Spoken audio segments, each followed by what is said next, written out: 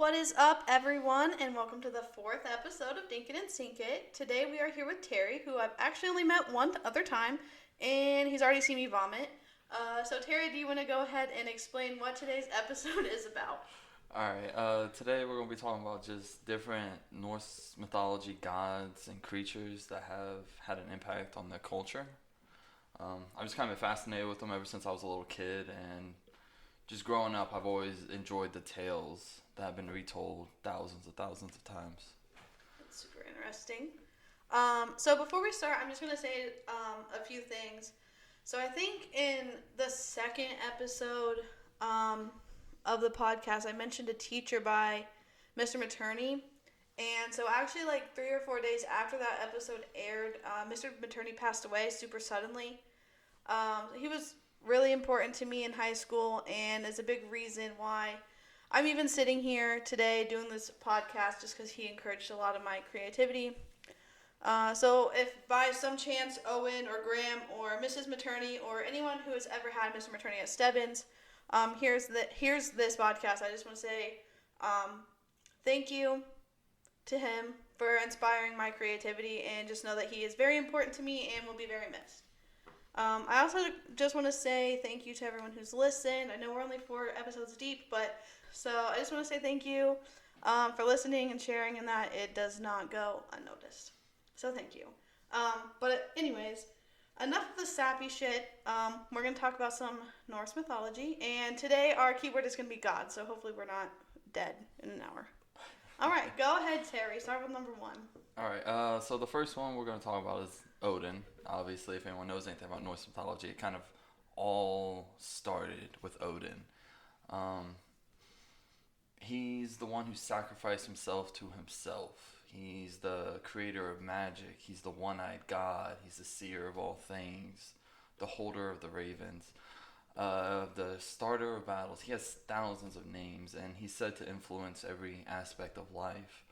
The Norse believed that even if you worshipped other gods, you were just secretly worshipping Odin, and that's why they were able to tolerate a lot of other religions as well. But Odin, he's very, like, when in movies nowadays, he's depicted as just this wise god, but in reality, I mean, he was wise in Norse mythology, but he's also cruel, he was vengeful. Um, he, so one thing I liked about Odin was that he determined battles. So, like, before even battles would start, he would know who would win. He would determine the outcome. And that's why when Vikings and pagans would go into battle, they wouldn't have any fear, because Odin already knew who was going to win. And if it was their time to die, that Odin decided it, so it was to be. That's why a lot of, when you hear about Vikings, you hear about how fierce they were. It's because they had no fear that Odin was watching over them. Whether they win or lose, it was to be. A lot of things about Odin one of the big things was Valhalla. You know, the Hall of the Slain, the warriors that he would take and let them live in this lavish hall until Ragnarok, which that's a whole nother story. But the warriors that he would pick were the fallen slain in battle. And sometimes it said that he would even decide on the weaker side of an army just to get these great warriors to come to his hall. And the way he did this was he would send Valkyries out onto the battlefield. And I guess you could say they're like old angels, that they would fly across the battlefield and pick up the souls of the fallen warriors that fought bravely in battle. And that's another reason that the Vikings were so fierce, that if they fought bravely in battle, they showed no fear, they died well deaths, they would go to Valhalla and live forever. And there's quite a few stories I could tell you about Odin. But Odin was the king of all the gods. He was king of the Vanir gods. There were 2 sets of gods, Vanir and Aesir. The Vanir were pretty much the warrior gods, you know, the ones that fought in battle, the ones who held great strength and wisdom. And then the Aesir were pretty much the gods of nature, you know, the ones that kept the fields flourished and kept them well kept and helped Mother Nature along, if you will. And for the longest time, Odin fought with the Aesir gods until eventually they came to the understanding that they couldn't live without one another, which is, it's kind of, I always kind of like that, because if we could just kind of see that nowadays, that every group doesn't need to fight, that there's contributions from everyone that can be used in everyone's life. I feel like the world would be a little bit better off, but anyway. Eventually they came to a truce, and then Odin came to rule over Asgard as the one true king. And yeah. So moving on to our next god is Loki. I'm sure a lot of you know Loki from the Marvel movies as this mischievous god who... Did you hear that? That's really funny. But he was this mischievous god that would do these kind of evil deeds, but not really. But unfortunately, a lot of the movies misrepresented the Norse gods quite a bit, and honestly, it kind of takes me out of them just because I know so much, but they're still good to watch. But Loki in Norse mythology, he was complicated. He was a friend of the gods, but he was also an enemy of the gods. He was their troublemaker, he was their problem solver. He was by far the smartest and craftiest one of all the gods. And he was eventually the greatest enemy and brought forth the greatest enemies that the gods face at the Ragnarok, the end of all days. And him and his children were eventually the doom of the Norse mythology gods. But he would often and not get the gods in trouble more than he got them out. But he was a blood brother of Odin. Long ago, they don't know, there's no knowledge of when they became blood brothers, but they did. And so he was technically a relative of Odin, therefore no one could harm Loki per se. But a story about Loki is, so one, he was a drunk. He was a mean drunk. So when he would drink too much, he would go out and do all these awful things. And one night he drank too much, and he played a prank on Thor's wife, Sif of the golden hair, and he took out all of her hair from the roots. So she was bald. What the fuck? Yeah. So she was bald and she couldn't grow her hair back anymore. And obviously when Thor awoke, he was very upset about this. And he found Loki and threatened to break every bone in his body every day for all of eternity until he fixed his wife's hair. And this is a really interesting story because it pulls in like a lot of amazing elements that the gods used from that day forth, but it all started with Loki's mischief. I just kind of want to hit on that. But anyway, so Loki, obviously scared of Thor, who was the strongest of all the gods, went out to fix his problem. And he went to the dwarves, who were kind of like in their own little realm in Norse mythology. But the dwarves, they were great craftsmen, and they could make things and create things that no one could fathom. Like, that was their obsession. Like, they lived to make and create powerful items. Not even use them, just make them. But two of the other people I was going to talk about today are Atri and Brock. They were dwarven smiths, said to be the best around. But Loki, obviously being Loki, played a trick on Atri and Brock. And he kind of did that well, mom said this, dad said this thing, and played a trick on him, and got these Atri and Brock brothers to go head to head against another set of gods, or not gods, dwarves. You said that on accident. We still have to drink. But he got them to go against another set of dwarves who are also smiths to create 3 items that would have, like, it was like a competition, if you will. Like, they had to make 3 items for the gods. They had to make 3 items for the gods. And he gave the other set of, I forget their names, but the other set of dwarves, he said they had to make golden hair that could attach to anyone's scalp. Oh, that makes sense. And to fix his problem. Right. But he knew he had messed up. So he wanted to get a couple extra gifts in there. So he put these dwarves up against Atri and Brock. Obviously, well, Atri was the smith. Like, he was the genius behind it. Mm-hmm. And Brock, the younger brother, he was the mind. You know, like, he knew Loki was tricking them.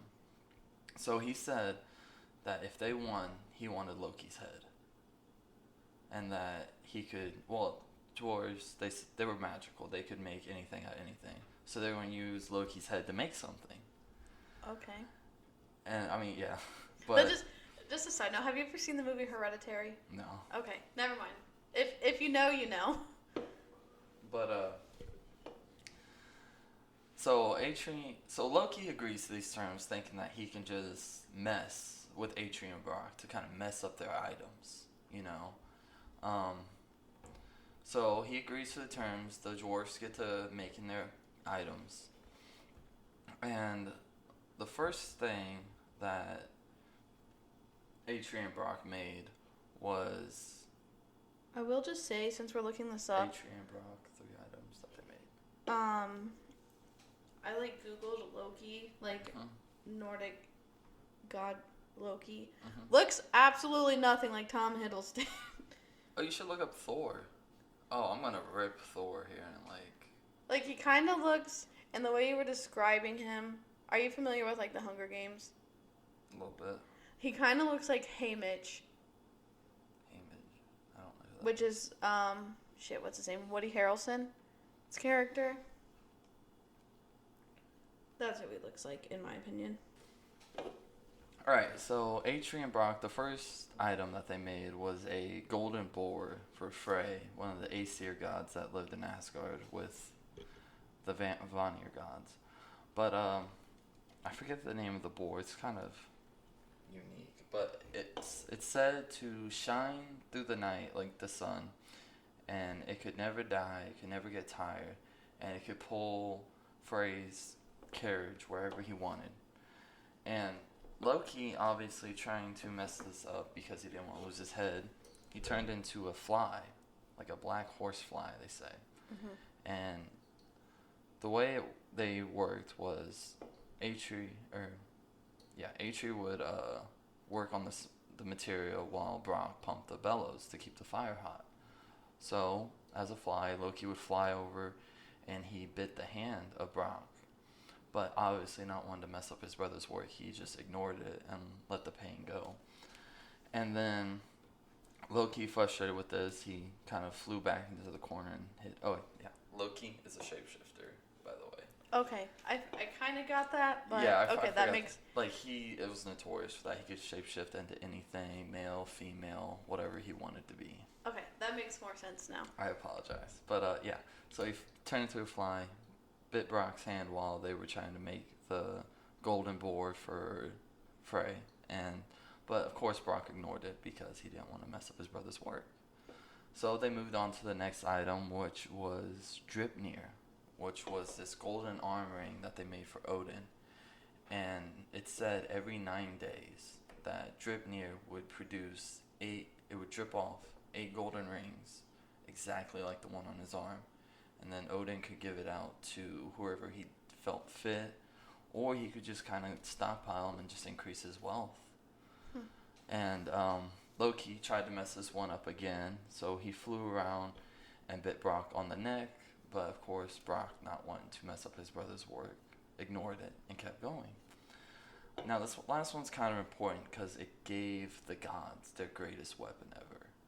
I'm sure a lot of you are gonna know when I say it, but they started to craft Mjolnir, which I have is no idea what that is. it's Thor's hammer. Oh, okay. I've never seen a Marvel movie Okay. ever. So, Well, they began to craft Mjolnir, which was said to be Atri's masterpiece. It was going to be the greatest weapon the gods have ever seen. But of course, Loki, not wanting to lose his head, was trying to mess it up. So he flew around and he started biting Brock on the face because he was getting desperate. And eventually he got Brock to let the bellows go away for just a split second to try and swat the fly off his face. And it didn't mess it up completely, but it messed it up a little bit. mm-hmm. Because it had to be like at the perfect temperature to create such a powerful artifact. And so Loki, of course, smug with himself, flew out of the room, came back in as Loki, and asked if they were ready to go present their treasures, if you will. So, of course, Atri says that he doesn't want to go because he just kind of likes to chill on his smith. Mm-hmm. So Brock goes to Asgard with Loki, and the other dwarfs go as well with their gifts. And they present their gifts to the gods. The other dwarves, they made just as interesting items. So they made a ship for Frey, who they say it would fold up into like this little cloth, and that he could fit in his pocket. But as soon as he pulled it out and wanted to use it, it would turn into this magnificent, beautiful battleship that he could take anywhere. And it would always have a true wind, so it would always sail very fast. And then the gift that they gave Odin was his spear. I forget the name of it. But this spear was said to always hit his mark. So wherever he threw it, it would hit and it would always return to him. And of course, Odin only had one eye. Oh, I missed that part. Well, Why does he only have... Oh, you said he had one eye. Well, yeah, but I'll hit on that after this. But they gave Odin the spear, and that spear was very symbolic for the Norse mythology because it was said Odin would throw that spear into any great battle that he saw worthy of it, and that would initiate the battle. Mm-hmm. So often or not, you would hear tales about a spear being thrown between two great battles. And once that spear hit the ground, the battle would commence. But, and then they gave Thor the golden hair. And that's how Sif eventually got her name, was Sif of the golden hair. Okay. And, it was said that you could put it on like a wig, and it would attach itself to the person's scalp. And it would feel just like regular hair, but it would be as bright as gold. And it would be as fair as 1,000 strands of gold.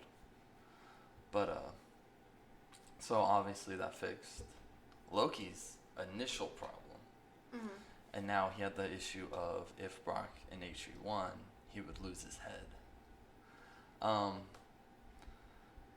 So Atri presents his gifts to the gods. He gives Frey his golden boar, which was nice, but the ship and the boar were kind of the same concept.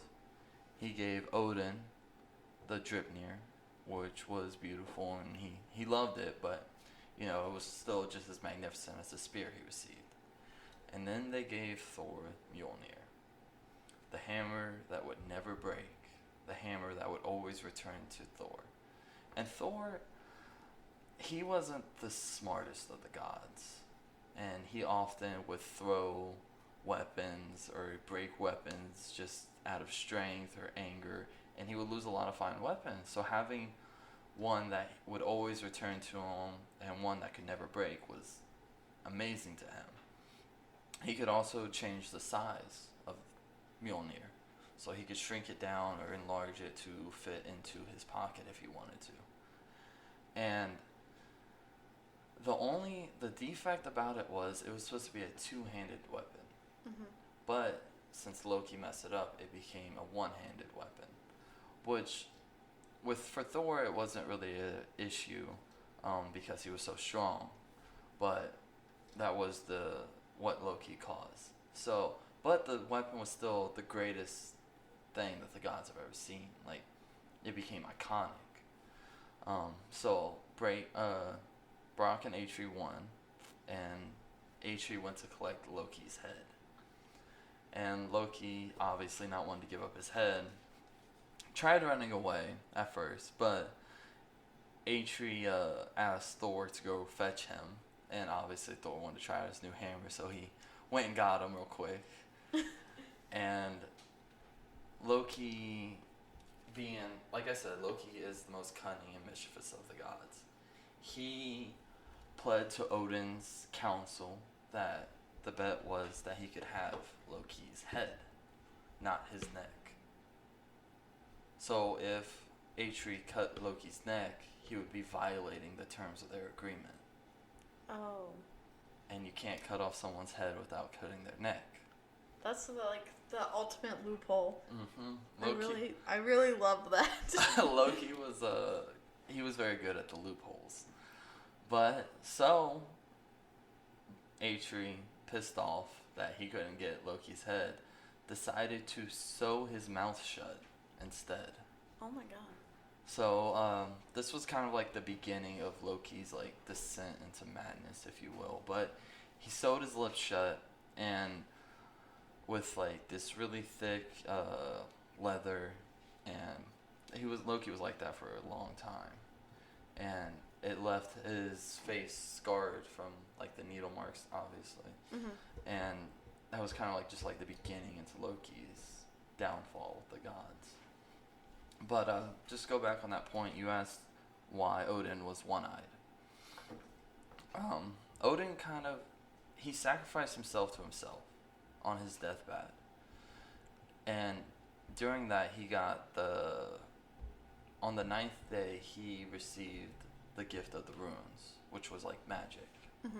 And that's what enabled him to be a god. And then it just kind of trickled down from there. But at hold up, I forget the name of it, but it's the tree of the gods. But the wall tree is said to be a well at the bottom, and it's guarded by. Okay, so there's a well at the bottom of the wall tree who is guarded by Mimir. And when Odin was still young, after he had discovered the runes, he made his it was a long trip from Asgard to the bottom of the world tree where Mimir is. And he made this journey, and when he got there, he asked Mimir for a sip of the well, which is the well of knowledge. And it's like, it kind of grants the user hindsight into events. It's like a super pill, if you will, that gives them great intelligence. Right. But Mimir wouldn't let anyone drink from the well. And Odin asked if there's anything he could do to get a drink. And Mimir said, your eye. It'll cost you your eye. And without hesitation, Odin took out a knife and cut out his eye. Oh my god. And then Mimir placed his eye at the bottom of the well, and then Odin got a drink. That's so gross. Was there like modern medicine during all of this? Well, I mean, he had magic. Okay, so never mind. Didn't need it. No. But it gave Odin just even more intelligence to what he already had. And he said he could see farther with his one eye than he ever could with two after he drank from the well. So again, that's why he had one eye.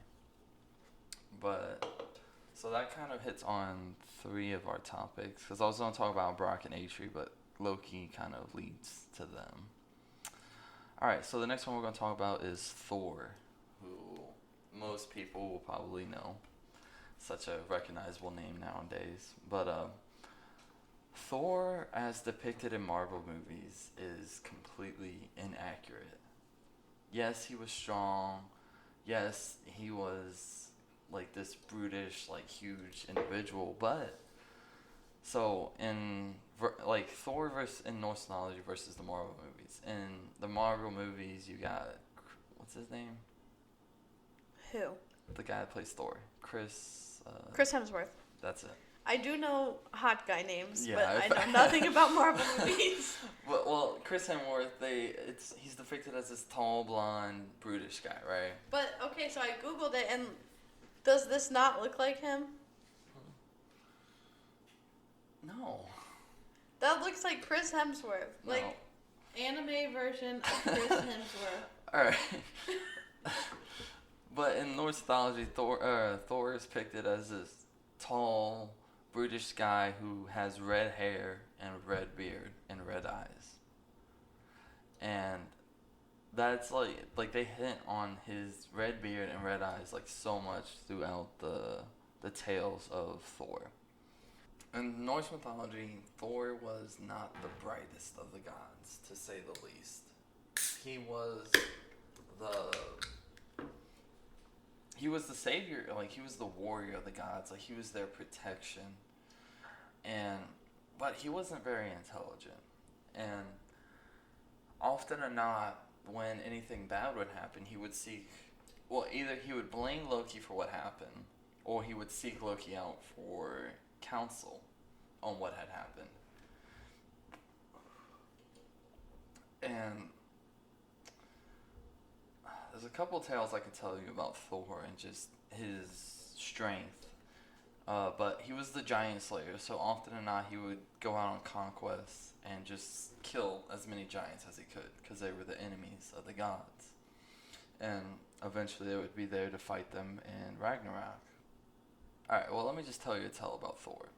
So obviously he had Mjolnir, who was his hammer. And that was like the treasure of the gods, if you will. Like, everyone knew it, everyone feared it. But he also had another item,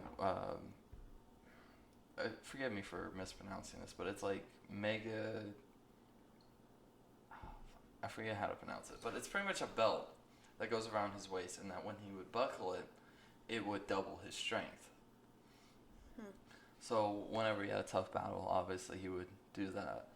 And he also had iron gauntlets that he used to wield Mjolnir without causing harm to himself. And that was another thing I didn't like about the Marvel movies. They didn't have either of those two items, which I kind of feel are essential to like Thor's identity, if you will. But let me tell you a story about when Thor actually had Mjolnir stolen from him. And so one day Thor woke up to find Mjolnir was missing, which he always kept right next to him while he slept. And obviously the first thought he had was, did Loki take it? But even Loki wasn't that stupid. And then he went to find Loki for counsel to see what had happened. And obviously Loki didn't know too much, so he went out and tried to find information. And Loki started wandering the land trying to find any information, and he eventually came across this ogre sitting down and making dog collars, at least that's what the story says. But dog collars? Yeah, I didn't really get that. Did dogs exist? Mm-hmm. Well, yeah, apparently. Okay. I guess.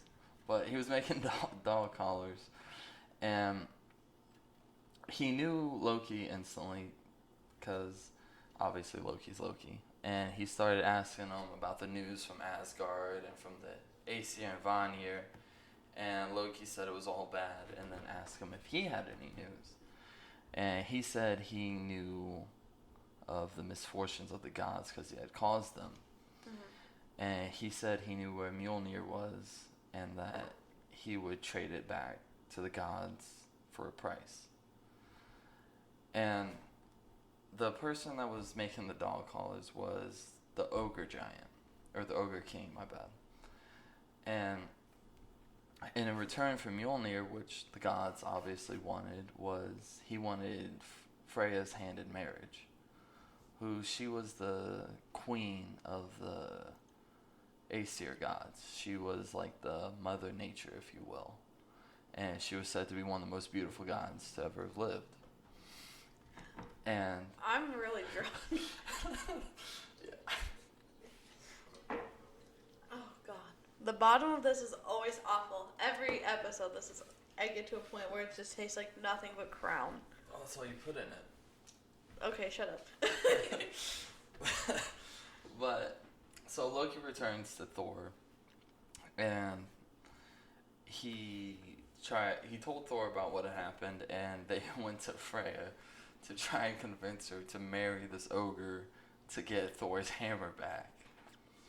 And she was not happy about that. No.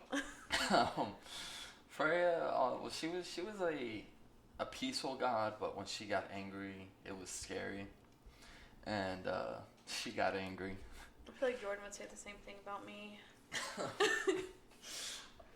But so that obviously didn't work. So Thor had to go to Odin and seek counsel from all the gods to try and figure out what had happened or what to do. And Heimdall, that's it. Heimdall spoke up and proposed a solution, but he said Thor wouldn't like it. And Thor, obviously wanting his hammer back because it was the greatest weapon that the gods had, said he would. And Heimdall said, "You won't like it." And Thor said, "Just tell him." And Heimdall suggested that Thor would dress up as a bride and go to the ogre castle and pretend to marry this ogre king to get his hammer back. So you got this 6 foot something giant of a man with a beard down to his chest about to go marry an ogre. But Odin said it was probably the best solution at the time.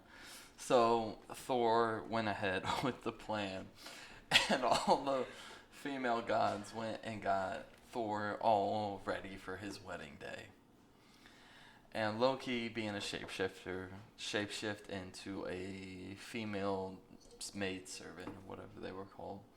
And they went to this castle, and they had Loki kind of had to play interference between Frey, aka Thor, and the Goblin King, or Ogre King, and he had to play interference until eventually Thor could get Mjolnir back.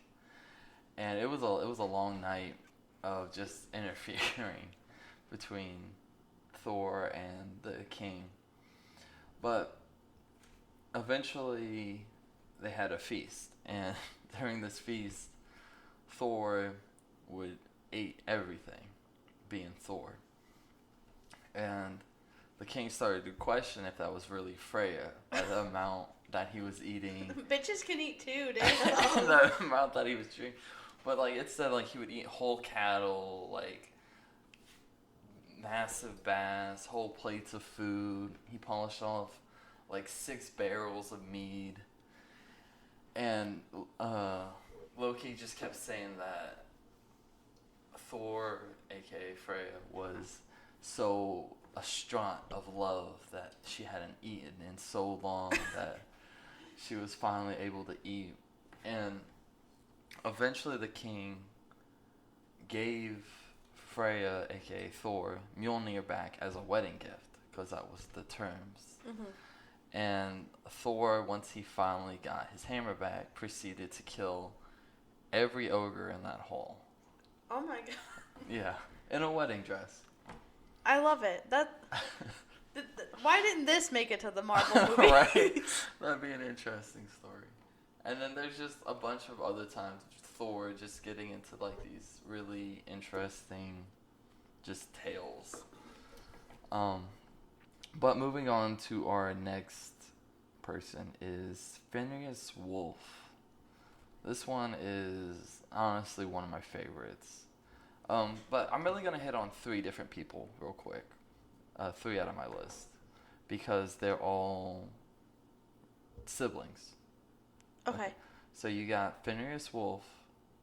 You got Jormungandr, a.k.a. the Midgard Serpents. and you got Hel. They were all children of Loki. So Loki would kind of just disappear occasionally. And eventually Odin had a dream about what Loki was doing when he would just disappear. And what he was doing was he was sneaking off to the land of the giants to have an affair with, I forget her name, but she was a giantess. And eventually they had 3 children. And that was Fenrir's wolf, Jormungandr, and Hel. And these were monstrous children. Like, they were all kind of just grotesque. But these 3 individuals were the greatest enemies that the gods would ever face. And so once Odin kind of learned about these children, he sent Thor and Tyr, the god of war, after them to go retrieve them from the land of giants and bring them to Asgard. And so Thor and Tyr went to the land of giants and got them. And they had to tie Jormungandr to a stick to bring him back. And then Hel kind of just followed along, and then they kept Fenrir on a leash and brought them back to Asgard. And it was kind of weird because they knew something was up because there was nobody watching the children. There was nobody following the children after they had abducted them, not even the children's mother. Damn. And that's just to tell how monstrous they were. But Odin, being Odin, he followed the wisdom that his dream showed him. And the first person he took care of was Jormungandr, the Midgard serpent. And he was said to have grown 10 feet in just a few days that it took to get from the land of the giants back to Asgard. He was this giant, monstrous snake, if you will. Okay. And Odin sent him to the sea to live. Like, he cast him into the sea to grow and live. And eventually, Jormungandr got so large that Odin had to put the end of his tail into his own mouth. So it was like a circle, What the fuck? Okay. if you will. So he was, if you will, eating himself. And he grew so large that he circled all of Midgard, which was like our human realm, if you will. Mm-hmm. And this snake was monstrous, and it could spit like poisonous black venom out of its mouth at like mass amounts. And he would eventually fight Thor in Ragnarok. And then you got Hel, who was a little girl, and it's said that she's still a little girl. But if you would look at her left side, you would see this pale, beautiful, green-eyed girl. But if you look at her right side, you would see a corpse, this decayed That's scary, monster. but that's kind of cool. And she had no lips on her right side. Her eye was milky of death. And when Odin asked her if she was alive or dead, she said, "I am who I am, but I prefer the company of the dead because they do not judge." That sounds just like so much teenage angst. Like, that's definitely something I would have said, like, in my 7th grade scene phase. It's so cringy. You don't get me, Mom. Only the dead understand me. It's not a phase.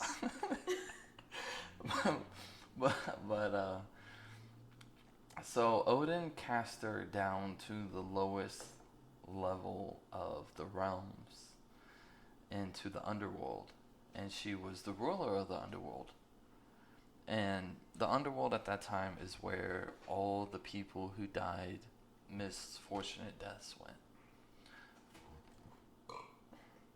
So like anyone who died of old age, anyone who died of like unhonorable deaths, like cowards' deaths, if you will, Mm-hmm. people that died as childs, or anything like that. They went to the underworld where Hel took care of them.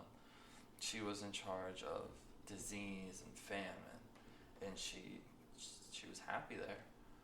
And then, you know, because, like, so you have the underworld, and then you have Valhalla, where, like, all the warriors went. So Odin kind of decided who would go where. Okay. And then she would just kind of take charge of them. And she was another great enemy of the gods during Ragnarok, because of she kind of had this undead army at her side, people who died unhonorable deaths, but felt like they should have died and went to Valhalla. They became vengeful against Odin, and it created this army. And she eventually marched it into Ragnarok. And it was interesting. Like, there was a war, I forget the name of it. It's been so long since I've heard the story, but it said that there was the warship that was headed by Loki that held the dead, and it was made of all the toenail clippings Ew. of like the dead, and it was just so weird to me that That's so gross. yeah, but that was another one. And then I guess we can go back to the original one. All right, so going back to Fenrir's wolf, he was by far the most powerful of all of Loki's children. He was a wolf, and he would grow and grow and grow, and he grew more stronger every day. And the gods feared Fenrir's wolf, and he lived with the gods in Asgard for the longest time. And Tyr, who went with Thor to retrieve the children, grew a bond with Fenrir's wolf. Alright, so Tyr and Fenrir's wolf had this relationship, if you will, like, you know, like a bond. You know, like, he would go feed him every day. He wasn't afraid of him. And they had a rapport relationship, if you will. But every day, Fenrir's wolf grew larger and larger, and he ate more and more. And the gods feared him because he was so powerful. And eventually they came up with the idea to bind Fenrir's wolf. So they went and got the largest chains that they could find throughout all of Asgard. And they presented Fenrir's wolf with a challenge. They said, let us bind you, and then if you can break these fetters, your name will be renowned. You know, like, you'll show your strength. And Fenrir's wolf was wise, but he was also proud. So whenever presented with the challenge, he was like, I can do it. Let's go. So they bound the wolf, and he broke the chains easily. Like, it was absolutely no challenge. And so the gods, you know, they came up with another one, and they went and created the largest chains that they could manage. Like, larger than one mortal man. Like, it took gods days to lug them down there. It took, like, it was the largest chains ever created, if you will. And Fenrir's wolf laughed at them and said they could bind him again, and he would break their simple chains. And they bound him, and these chains were not as easy to break. And so once Fenrir got serious and he started stretching and struggling, eventually the chains pretty much exploded with his strength. And in the story they say that they would find pieces of the chain larger than mountains and giant oak trees for years and years to come, miles and miles away from the actual event. But Fenrir's wolf he would laugh at the gods for their simple challenges. So Odin eventually commissioned the dwarves to create him a binding so powerful, so magical that no one could break it. And when the dwarves set out to make this, they use 6 ingredients. I don't remember them all, but here's just a couple. They use the roots of a mountain, the breath of a fish, the spittle of a bird, the beard of a woman, and then 2 others that I forget, but they're in the story. They say you probably don't remember or don't know of these items because the dwarfs used them all up when they created this binding for Phineas Wolf. And when they were eventually done with it, they gave it back to Odin, and it was just this simple silken ribbon. But it was the world's strongest binding. And when they went to Phineas Wolf to talk to him and try and convince him to let them bind him again, he knew something was up. Because they brought these chains, and then these chains again that were just massive, and then they bring this little silken ribbon to him and try and talk him into binding him. But again, like I said, he was proud, too proud for his own good. He said that if somebody would place his hand in his mouth, he would not bite down on it and sever it, but he would hold it tight enough to where if they decided to leave him bound, he would bite the hand of whoever's it was. And all of the gods, like I said, feared Phineas Wolf, except Tyr, who decided to stand up and agree to Phineas Wolf's conditions, knowing that the gods would not unbind Phineas Wolf. Oh, jeez. Okay. Because they felt that it was like Phineas Wolf was an evil. That's how they saw him, because they were scared of him. Yeah. But so Tyr puts his hand in Phineas's mouth, and they bind him. And Phineas Wolf tries and tries, and he couldn't break it. And eventually, the gods, they smiled at first, and they started to chuckle, and then they started to laugh at the wolf because he couldn't break free of their bindings. Everyone laughed at Phineas Wolf except Tyr. And eventually Phineas stopped struggling, and at that point, if they were going to untie him, that's when they would do it. Yeah. But the gods just kept laughing. And Tyr just nodded at Phineas Wolf, like, okay, go ahead. Because like he knew he was about to get chomped. Yeah, he knew he was losing his hand. So Phineas Wolf bit Tyr's hand off. And that's how the god of war lost his right hand. And it was interesting because Phineas Wolf was this powerful being that could have easily been a friend of the gods, but they let their fear corrupt them and turn against Phineas Wolf. And eventually what they did was they took the bindings and wrapped it around a chain and plunged it deep into the earth. And during this, Phineas Wolf was snapping at them, trying to bite them, obviously pissed off. Right. And one of the gods took his sword and shoved it into the roof of Phineas's mouth. So his jaw was left gaping open for all of eternity until he eventually broke free during Ragnarok.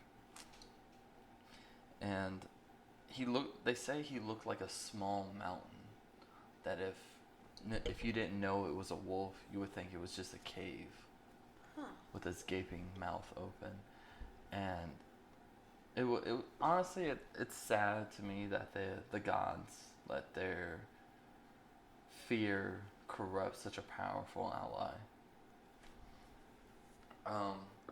But at the end of time during Ragnarok, which I'll kind of hit on last, it really won't be a topic, but it's kind of important. But Phineas Wolf is said to eat the sun and the moon and kill Odin during Ragnarok. He is said to be the most powerful ally, or the most powerful enemy of the gods during that time. But moving on to our next topic, we're going to talk about Skull and Hati, who were children of Fenrir's wolf, and they were wolves themselves. And this one is kind of like smaller, but it holds a lot of like symbolism to me. Mm-hmm. And I actually have a tattoo on my chest about it. But Skull and Hati were children of Fenrir's wolf. Who were these baby mamas? Is what I want to know. I was. Well, Loki and what is her name? It's like Jormungand. No, it's gonna bug the shit out of me. But Loki and the giantess that he had these children with were just regular people. Like, she was a giant, but Loki was also born of a giant, so it wasn't that. I don't know how the children got to be like that. It's like, have you seen Shrek? Yeah. Like the donkey and the dragon. Yeah, but these were just two wolves. But they were there in Asgard, and Sol and Luna were the sun and the moon, and they would rotate throughout the skies and bring night and day, so you can mark them off, so you can keep track of time. Yeah. But one day they grew lazy. They decided they didn't want to move. So Odin, being vengeful, sent Skull and Hati after the sun and the moon. And they continued to chase the sun and the moon, trying to kill them all the way until Ragnarok. And honestly, maybe I'm taking too much out of this, but it's really beautiful to me because, like, to me, like, it's an eternal chase of time. Mm-hmm. And to me, like, when I think about it, I always think about a new day is always going to come. Time is always going to change. So, like, don't worry about the little things, because there's always going to be a new day. Don't stress about this, because eventually that will fade. But I just always found that story, though simple, to be quite beautiful. I like that. I really like that. Let me see your tattoo. Do you have a picture of it? Or you can take your shirt off. That's fine. It's just right there. Oh, okay. And now that I know what you're talking about, that makes a lot of sense. Yeah. But I quite like it. See, now the whole audience is going to wonder what my tattoo looks like. Sorry, you just have to use your imagination. Stalk me on Facebook. But, so, the next person we're going to talk... Well, the last two people we're going to talk about is kind of tales that go along with them. And we're going to talk about Utgard Loki, the Giant King, and his castle. And the tale that goes along with it. So, eventually, Thor and Loki set out to find the giant castle. And Loki was actually born there, but he left when he was still small. And they stopped at this cabin to rest for the day, and there was a small family there. But they didn't have enough to feed two gods, obviously. So Thor had these two goats that would pull his chariot, and he killed both of them to feed himself. Huh. And when he killed them, he told the family that whatever you do, don't gnaw on the bones, don't break the bones. Eat the meat, put the bones on this leather, or the skin of the goats, if you will. And then Loki, being Loki, told one of the boys, there was a boy there named Thialfi, who, like I said, his family lived out on like a little farm, so he was said to be a really fast runner, because whenever trouble would come about, like wolves or anything would try and attack him, he would run away. So he was always said to be a fast runner. That'll come into play later. But he told Thialfi that for a young boy, the bone marrow of these goats was so nutrient and so powerful that would help him grow up to be like Thor. Mm-hmm. Obviously it didn't. Loki was just being a cunt. But so when no one was looking, Thialbi broke one of the bones and inked the bone marrow out of it, and then hid the bone under a bunch of regular, clean bones that so no one would notice. Right. And then the next day, Thor took the leather with all the bones in it outside and struck them with lightning, and the goats became alive again. So he brought the goats back to life using magic. And that's why he didn't want anyone to break the bones. So, like, one of the goats was, like, missing a leg or something? So, when he brought the first one back to life, I forget the name of the goats, it was fine. It went off, started to graze. When he brought the second one back to life, it started to walk off, and it screamed in pain because its leg was broken.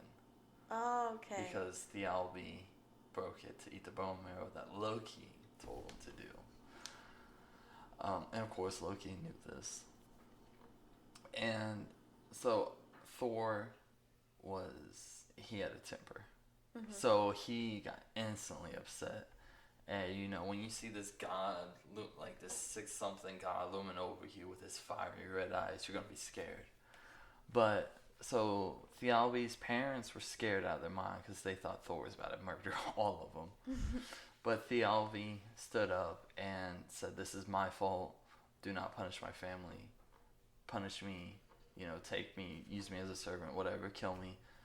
And this struck it, like, this was like, alright, this kid's, like, standing up to a god. Yeah. So, obviously, Thor was like, alright, I'll take you as my bondservant. Which was, in those days, like, instead of, like, paying what you owe, you become a bondservant until you paid off what you owed. Sounds like modern day slavery. Sounds like a 9-to-5. But sounds like working a mire. Oh, too real. But so Thialbi becomes Thor's manservant, and Thialbi's sister, whose names I forget, said that if he takes her brother, Thor's gonna have to take her as well. So Thor leaves his 2 goats there with her so she can take care of them.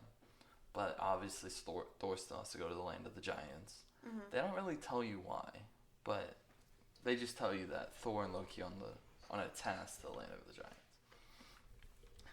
And so Thialbi starts to follow him, like, he carries their bags or whatever. And they keep going, and they eventually come across this giant. This massive giant sleeping at night. And, like, it was the biggest giant that Thor had ever seen, anyone had ever seen. And he was friendly, and he offered to travel with the gods to, I forget the name of it, but the giant castle, if you will. And Thor agreed to it, and Loki agreed to it. So they started traveling with it, and, this giant, he's hundreds of feet tall, like his head's in the clouds, so they're having a hard time keeping up with him. Mm-hmm. Let alone poor Thialbi, who's like 12 years old, running after gods and giants all day. But they eventually get to the point where they rest for the night, and the giant offered to hold the god's provisions in his provision bag because he could carry it no problem. Yeah. And when they finally get caught up to the giant, he already found a nice place to camp and everything, because obviously he was super far ahead. And he said his provision bag was off to the side and that he was going to turn in for the night, get some early sleep. So Thialbi climbs this giant's bag to try and undo the binds to get their food, but he said he could not, that they were tough as iron. And then Thor tried, and he could not do it. So they had to go to bed hungry. And this obviously pissed off Thor quite a bit. And the giant, they were camping for the night, and the giant was snoring quite a bit. Mm-hmm. And so Thor, not being able to sleep, hungry, tired, he finally had enough of it. He was going to hit the giant with Mjolnir, which they say if one hit from Mjolnir by Thor would kill anybody. Mm-hmm. So Thor climbed up on the giant, aimed for the middle of his forehead, and hit him with Mjolnir. And the giant kind of just brushed Thor off, like he said, "Oh, a leaf must have fallen on me." Oh my god. So obviously that pissed off Thor, and he didn't understand what had happened. And he went off to go be pissed off some more. And finally, when it was getting to early morning, Thor finally had enough of it. He'd been hearing this giant snore all night. He had got no sleep. He was tired. He said, finally, I'll end this giant's life with one last blow. So he climbed back up on the giant, climbed up to his head, aimed for his temple this time. And he took Mjolnir, and he hit him as hard as he could. He said he heard the reverberations of the hit from miles and miles away. And the giant kind of just brushed him off again. He said, oh, an acorn must have fallen and woken me up. Let us go on with our day. Yeah. And so eventually they come to a point where the giant and Thor and them part ways. So like the giant points them towards the castle, and he goes his own way. Oh, another thing I forgot to mention. The giant, like I said, it was the biggest one they'd ever seen. But the whole time he was talking about how he was the smallest, like he was a runt towards the giants. What the fuck? And so they didn't know what to expect when they finally got to the castle. Because if this was a runt, who could imagine how tall or how big the other giants were?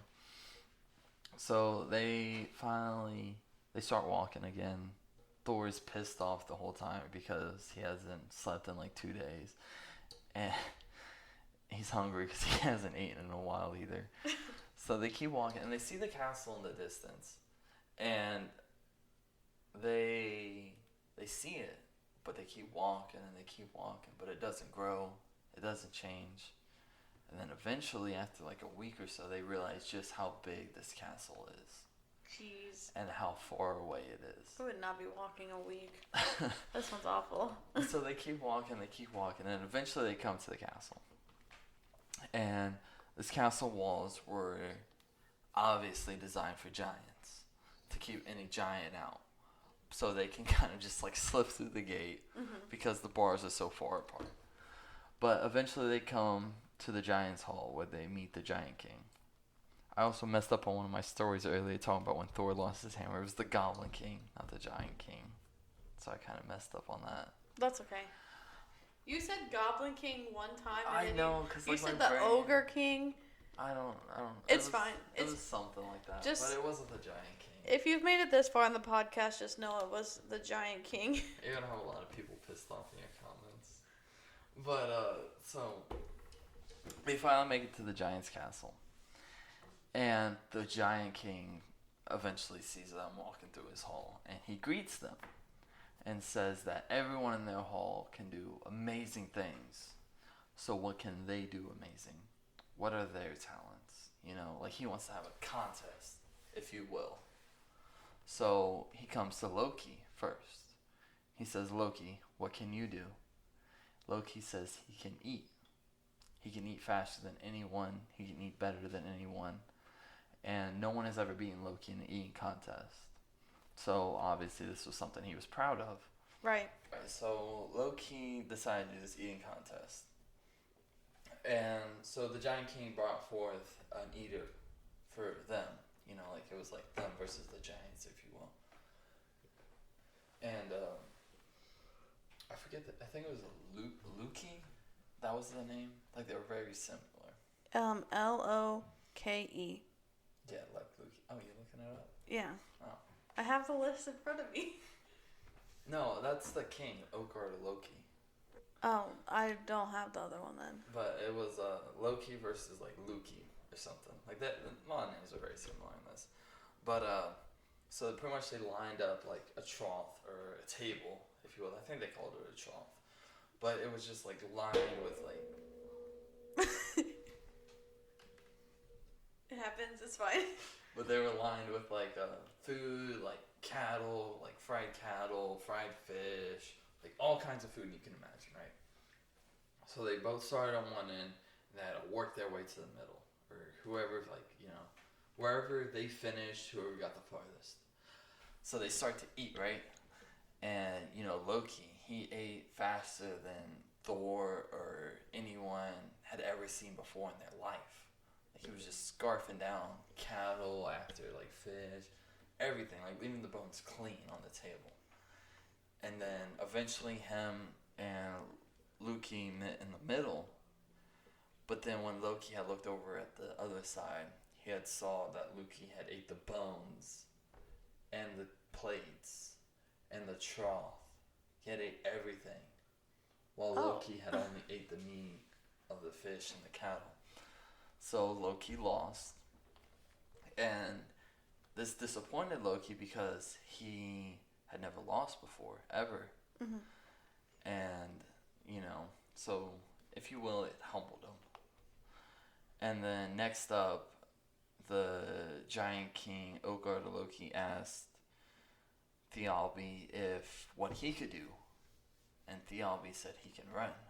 He was the fastest person that he knew. No one could beat him in a race. He could catch rabbits, wild rabbits, wherever they were.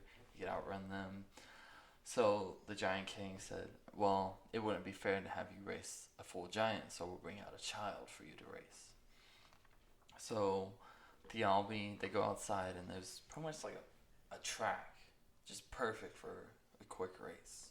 Like, it made just for that. Mm-hmm. Kind of sus. But, so they began to race. So Thialbi and this giant child line up to race. And before the Giant King says go. And before Thialbi was like 3/4 of the way, the giant was already down there. And Thialbi had never lost a race before.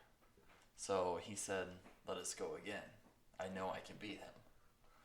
So, again, that they race. This time Thialbi comes a lot closer. And obviously getting a lot closer. But Thialbi at this point was like dying. Like, he's right. out of breath. But the giant seems to be perfectly fine. And then Thialbi, being stubborn, said, let us race again. One last time. So the Giant King says, okay, but this will be the last. It will determine who shall win. And the giant child says, today you will see me run. And then before Thialbi is even halfway down, the giant kid already makes it down and is already on his way back. Dang. So Thialbi lost his race. Obviously, so the Giant King started mocking them at that point, saying, I thought you guys were great. You come into my hall, but yet you can't even win one challenge. So he goes to Thor, the greatest of the gods, the most powerful of the gods. He asks Thor what he can do. And Thor says he can drink. He can drink more mead than anyone. He can guzzle down more barrels of mead, or he can outdrink anyone. But, so the Giant King says, bring me my special horn, to his servant. And they bring out this drinking horn, and the Giant King proceeds to explain that every great warrior in this hall has drained this horn in one go. And though it is less great, no one has taken more than 2 turns to drain the whole horn. Mm-hmm. So Thor takes a horn and begins to drink. He says that it is cold and saltier than most mead that he has ever had before, but he does not let that stop him. He drinks and drinks and drinks until he can drink no more. He feels that the horn surely has to be empty at that point. And so he finally stops drinking, and he looks down, and it has barely changed. It's still at the top. It's gone down maybe by a thumbnail. Oh my god. And then the king laughs at Thor and says, surely this cannot be all the mighty Thor has. And so he says, go ahead, take another drink. So Thor begins to drink again and again, and he drinks and drinks and drinks. And when he finally can drink no more, he can't hold his breath no more, he finally stops and looks down. And the horn has only gone down by a thumb, barely anything. And then the Giant King says, "Fine, okay, you're a man, you're a god, but you're a man. Go ahead and take a third drink, even though no giant here has taken that many." So Thor drinks again, and he drinks as much as he can, and it hardly changes. So finally, the Giant King says, "Enough, you cannot drink." And Thor says, "Well, I am strong. I'm stronger than any man, any god." So he says, "All right, we have a test. We usually let our children train their strength by lifting my house cat." Yeah, but it was a giant house cat. Okay. It was a giant house cat. But so like it was like, I don't know, 18 feet tall or whatever. But it was big. So Thor goes into this room and there's a cat sitting there, and then like almost like the cat knew, it sprang up, went to the center of the room for Thor. And so he tries to pick up this house cat to prove its strength. But so, the cat like arches his back and does all these weird things, and Thor can barely pick up this cat. But one of the cat's paws comes off the ground, and the whole world shook. And at that moment, Utgard Loki, the Giant King, said, "Enough! You cannot pick up my cat. You're too weak." And Thor pissed the fuck off at this point. Like, he's fuming. Says, I can fight any giant here." And the Giant King says, "I cannot have you fight my giants when you cannot drain my horn or pick up my cat. It would be a disgrace to ask them to fight you." So he finally says, "You can wrestle my old nursing maid." Which is like kind of like a, not like, how like in the old times like they had like servants take care of the children rather than like the queens and stuff. Yeah, like a nanny. Yeah. So it was like an old nanny. And he says, "She taught me how to wrestle when I was a child. I'm sure she still remembers." So he says she has shrunken in time, so she'll be more your height. And so Thor goes to wrestle this old woman. And, she's a little bit bigger than Thor, obviously being a giant. But she looks frail, like if a breeze blew over her, she would fall over and die. And so Thor tries to get her to the ground, because it's like the first one to go to their knees loses. Mm-hmm. So Thor tries all these things to get her to a knee, but she will not budge. And eventually she just takes out one hand and lays it on his leg, and he begins to feel his leg weaken. And eventually he falls down after a long time to one knee. And Utgard Loki says, "Enough. You cannot win. You're a simple man. You're not strong. You cannot drink." And so the night goes on. Like, there's a feast, obviously, and they rest. And then Utgard Loki shows them out the next morning. And they're all fucking bummed. Right. Like, Loki lost eating, Thialbi lost in a race, and Thor lost in, like, literally everything that kind of defined him as a god. Like, that set him, like, that was his greatest achievements. He was strong, like, he could drink, he could fight anybody, but he lost in all those things. And when walking them out, the Giant King asked them how they felt, and they said they were humbled and upset by their losses. And the Giant King said, "Well, I might have tricked you a little bit." Plot twist. And he says, "Do you remember that massive giant you saw before you reached the castle?" They said, "Yeah, obviously." And he said, "Well, that was me. And when I tied your provision bag, I tied it with unbreakable knots that can only be done by powerful magic. That's why you could not eat. And then when you struck me, I had to place mountains between me and your hammer."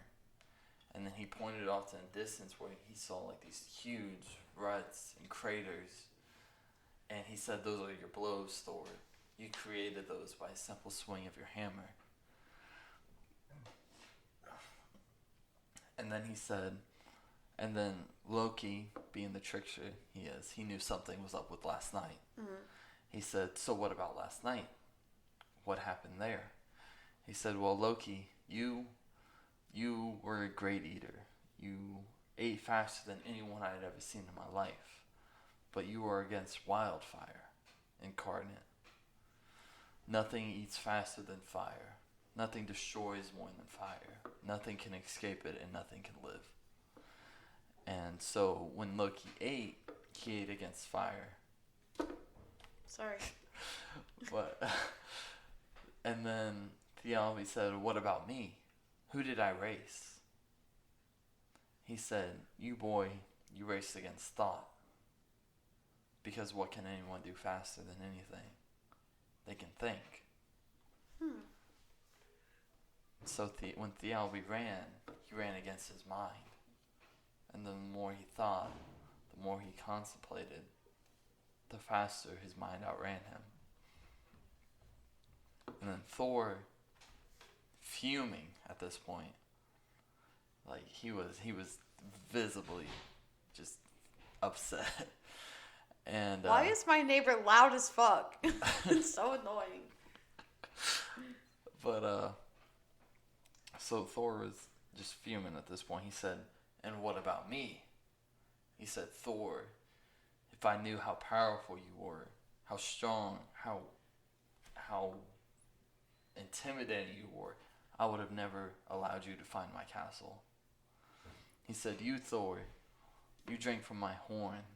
Even though you could not see it, the horn was in the ocean. And you drank so much and you drank so powerful that you created the tides that will forever change our world. So that's kind of how it says we got tides. Okay. Because Thor drank from this horn and he drank so much that he literally created tides and lowered the ocean. And then he said, what about the cat? What was the cat? He said that was the Midgard serpent that encircles the earth. Oh, which was, Jormungandr. yes. Mm-hmm. He said you picked up, that was Jormungandr incarnate, and you picked him up from the ocean for a brief second, and it shook the whole world. That is how powerful you are, Thor. And he said, what about your old man? He said that my friend, was time. You fought against time. Old age, if you will. The one who cripples all, who comes for all. No one can withstand old age. But you did, for the longest. And even then, she could only bring you to one knee. So, Thor, obviously, just immensely pissed off by this. The king said, you guys will never find my castle again. No one from Asgard will ever find my castle again. And then proceeded to vanish. Oh. Mm-hmm. That would make a great movie. It would, but that story just kind of like puts into aspect just how powerful Thor was. Right. But that's probably one of my favorite characters, I mean, he's not a god, but he's definitely a significant figure in Norse mythology. Alright, moving on to our last one is Kvalsir. I always kind of mess up his name. But this is a man who was created by the gods. So early in the podcast, I talked about how the Aesir and the Vanir fought. Well, eventually there was a truce. And during this truce, they had a feast. And before they signed, I don't know if they signed a treaty or what, but to show that they were at a truce, they all spit into this vat. Ew, that's so gross. Yeah, but every god in existence spit into this vat. And then at the end of the feast, Odin said it would be a waste to let this go, to throw it away. And Frey and Freya, the two rulers of the Aesirs, said they can make a man out of it. So they created this man, and they breathed life into him. this was Kvasir, who was the wisest of the gods. He knew everything because he was everyone. He could answer questions that anyone had. He knew insight. Like he was essentially just like a walking library. Like he knew everything that was and before, and then he could use that to interpret what was to be, if you will. But he was a wanderer. So he sat there and answered all of the gods' questions for a long time, but then he eventually set out on his own to answer questions and learn new things, because that was his whole purpose. And he has a sad fate, but he wandered the earth, or Midgard, for a very long time. And eventually, these two evil dwarves heard about him and heard that he was nearby. So they decided to come up with this scheme to kill him. Mm-hmm. And they found him in a village, and they lured him back to their castle. And they said they had a question for him that he had never been asked before, and that they would only ask him in private. So they lured him back to their castle, where they proceeded to murder him and drain all of the blood out of him. And then they used his blood to make mead. And this mead was said to have powerful powers. It was called the mead of poetry. So when you hear like people telling stories, kind of like how I am, or telling tales or singing songs, people back in that time would say they drank from the mead of poetry, that they had the gift. But these two evil dwarves, they didn't like anyone. But they had, like certain obligations, like they had to like host certain people. And eventually they hosted two giants, and they took the male giant out on a rowboat to show him their land. And something happened, and the boat turned over, and the giant drowned. And then they went back and told his wife, and then she began to cry and weep for her husband. And these dwarves, they couldn't stand the crying, so they decided to kill her too. Damn. That's... Yeah, they were savage. Like, damn, guess she won't shut the fuck up, so we're just gonna have to... Pretty much, like, she wouldn't stop crying, so they told her, would it help if we showed you where your husband died? So they told her to go stand in this one specific spot, and then they went up on a bridge, and then they dropped a boulder on her head, and they crushed her skull. And then proceeded to dump her body in the ocean. So it was really messed up, but then they got drunk with the mead of poetry and forgot about all their worries. And then eventually, like, this mead was so powerful that you would just black out every time. Sounds like tequila. Hell yeah. But eventually one day they awoke where they had not fallen the night before. They awoke in their boat, bound. And a giant of the son of the giants that they killed had them tied in a boat. And he took them out to the ocean and set them on some rocks during low tide. And he said, I will watch you die like you watched my parents die. Damn. As recompense for the death of his parents. And eventually, they didn't want to die, obviously. So they said, we'll pay you. They tried bribing him, but he was a wealthy giant. He had land and magic and castles and whatever he could want, he had already. Mm-hmm. But they said they had the mead of poetry.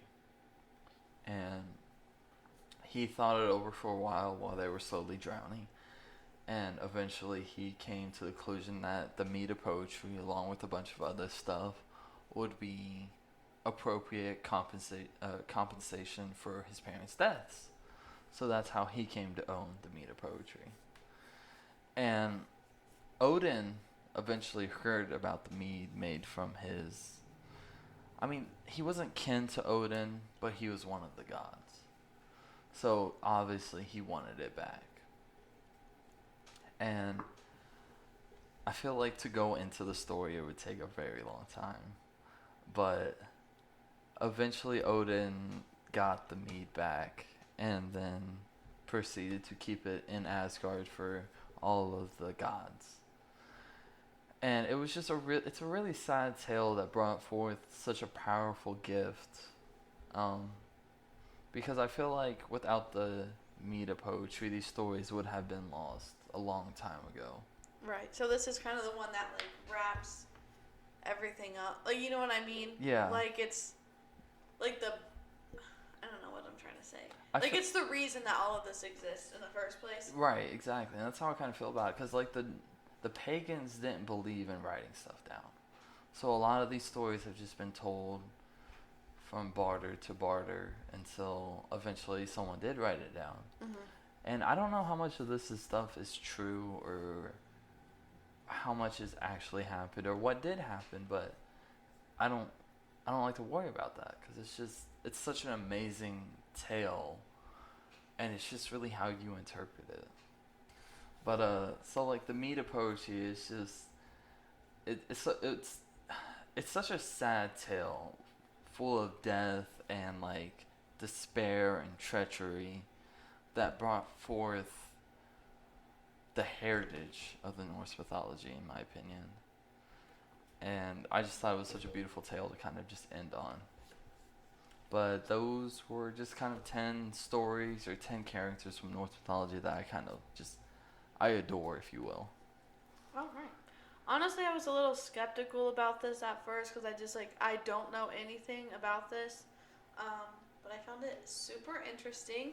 And it's kind of cool how like everything ties in together, I guess. And for people saying like if they think this is irrelevant, like it's obvious that a lot of this sparked like a lot of popular movies, like obviously like the Marvel Cinematic Universe, but also just like a lot of things that you grow up, like stories you grow up hearing, or like that are like watered down versions of this, I would say. So yeah, it's super interesting, and it's kind of awesome to see like the origins of like our favorite stories and like how that all came to be. So thank you for coming on the show today. Thank you for having me. Just some info. The podcast is now like on YouTube and like everywhere where podcasts can be found, I guess. Like we're on Spotify, Apple Podcasts, Google Podcasts, Breaker, Anchor, Radio Public, things like that. So go give us a listen, and the 3 previous episodes will be on there as well. So, alright, that's going to wrap up our episode for today. And as always, stay thirsty.